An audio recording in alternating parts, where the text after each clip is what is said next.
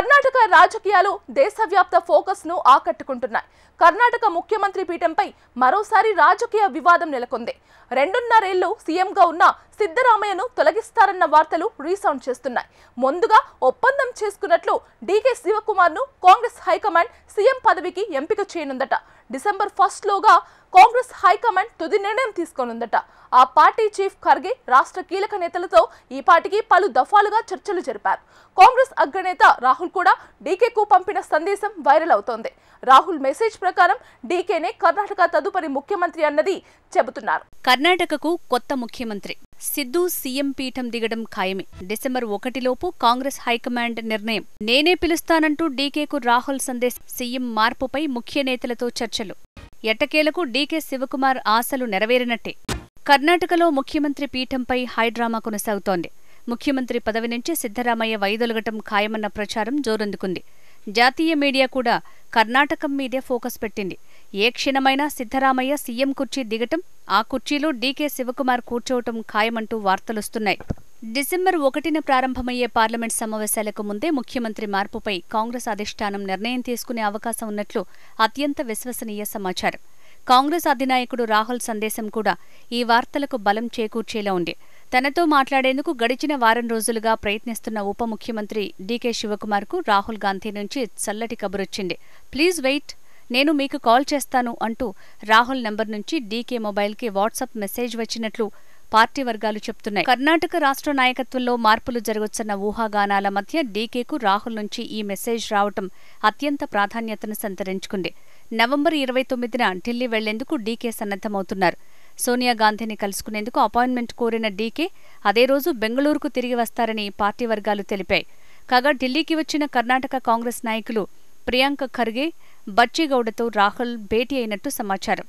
Vote చోరీ, సర ప్రక్రియ, కర్ణాటకలో రాజకీయ పరిస్థితుల గురించి వారితో రాహుల్ చర్చించినట్టు తెలిసిందే. కర్ణాటక టెక్ సదస్సులో రాహుల్ ఆవిష్కరించాల్సిన కేఈఓ ఏఐపీసీ పరికరం గురించి కూడా వారి మధ్య చర్చకొచ్చిందట. కర్ణాటకలో అధికార మార్పిడి, రాష్ట్ర కేబినెట్లో మార్పుల గురించి ప్రియాంక ఖర్గేతో రాహుల్ సవివరంగా చర్చించినట్లు పార్టీ వర్గాలు తెలిపాయి. కాంగ్రెస్ పార్టీకి చెందిన సీనియర్ నాయకులు ఇటీవల చేసిన బహిరంగ వ్యాఖ్యలు కూడా వారి మధ్య చర్చకు వచ్చినట్టు తెలిసింది. అధికార పంపకం ఒప్పందం ఏదీ లేదని బహిరంగంగా ఖండించడంతో పాటు పూర్తిగా 5 ఏళ్ల పదవీకాలం తానే కొనసాగుతారని ముఖ్యమంత్రి సిద్ధరామయ్య చేసిన వ్యాఖ్యలపై రాహుల్ అసహనం వ్యక్తం చేశారట. అధికార పంపకం ఒప్పందాన్ని బహిరంగంగా తిరస్కరించాల్సిన అవసరం లేదన్నారట. త్వరలోనే వారిద్దరితో తాను మాట్లాడుతానని ప్రియాంక ఖర్గేకు రాహుల్ చెప్పినట్టు తెలుస్తోంది. అయితే ఢిల్లీలోని కాంగ్రెస్ ప్రధాన కార్యాలయంలో జరుగుతున్న తాజా పరిణామాలు సీఎం సిద్ధరామయ్యకు ఎదురుదెబ్బగా చెప్తున్నారు. రాహుల్ జోక్యంతో పరిస్థితులన్నీ డీకే శివకుమార్కు అనుకూలంగా మారుతున్నట్టు పార్టీ వర్గాలు భావిస్తున్నాయి. కర్ణాటకలో ఎన్నికల అనంతరం నేతల మధ్య అంతర్గతంగా జరిగిందని చెప్తున్న ఒప్పందం మేరకు 2.5 ఏళ్ల అనంతరం సీఎంగా డీకే శివకుమార్కు అవకాశం ఇవ్వాల్సి ఉంది. ఈ నెల 20 నాటికి కర్ణాటకలో కాంగ్రెస్ ప్రభుత్వం ఏర్పడి 2.5 ఏళ్లు గడిచింది. 2023 మే 10న కర్ణాటక ఎన్నికల ఫలితాలు వెలువడ్డాయి. కాంగ్రెస్ పార్టీకి 135 స్థానాలు, బీజేపీకి 66 స్థానాలు, జేడీఎస్కు 19 స్థానాలు, ఇతరులు 2 స్థానాలు గెలుపొందారు. మొత్తం అసెంబ్లీలో 224 సీట్లు ఉండగా కాంగ్రెస్ పార్టీ సంపూర్ణ మెజారిటీతో ఎన్నికల్లో విజయం సాధించింది. అప్పట్లోనే సీఎంగా సిద్ధరామయ్య లేక డీకే శివకుమార్ అన్న వివాదం 10 రోజులు నడిచింది. ఎన్నికల ముందు నుంచే డీకే శివకుమార్ పీసీసీ అధ్యక్షుడిగా కొనసాగుతున్నారు. కర్ణాటకలో సాంప్రదాయం ప్రకారం కేపీసీసీ అధ్యక్షుడు సీఎం కావటం ముందు నుంచి వస్తున్న ఆనవాయితీ. ఎన్నికల ముందు జరిగిన రాహుల్ గాంధీ పర్యటన, అనంతరం జరిగిన అసెంబ్లీ ఎన్నికల్లో డీకే అంతా తానై వ్యవహరించారు. ఎన్నికల అనంతరం సీఎం సీటు తనకే కావాలని అప్పట్లో ఆయన గట్టిగానే పట్టుబట్టారు.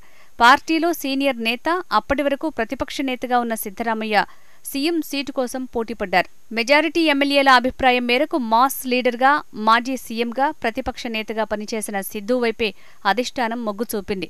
చివరికి ఆయన్నే సీఎంగా ఎంపిక చేశారు. పీసీసీ అధ్యక్షుడిగా కొనసాగిస్తూనే డీకేకు డిప్యూటీ సీఎం బాధ్యతలు అప్పగించారు.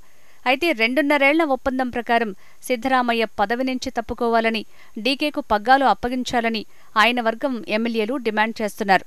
ఈ క్రమంలో రాహుల్ నుంచి సానుకూల మెసేజ్ రావడంతో డీకే సీఎం కావటానికి రోడ్ మ్యాప్ తయారు చేసుకుంటున్నారన్న ప్రచారం జరుగుతోంది.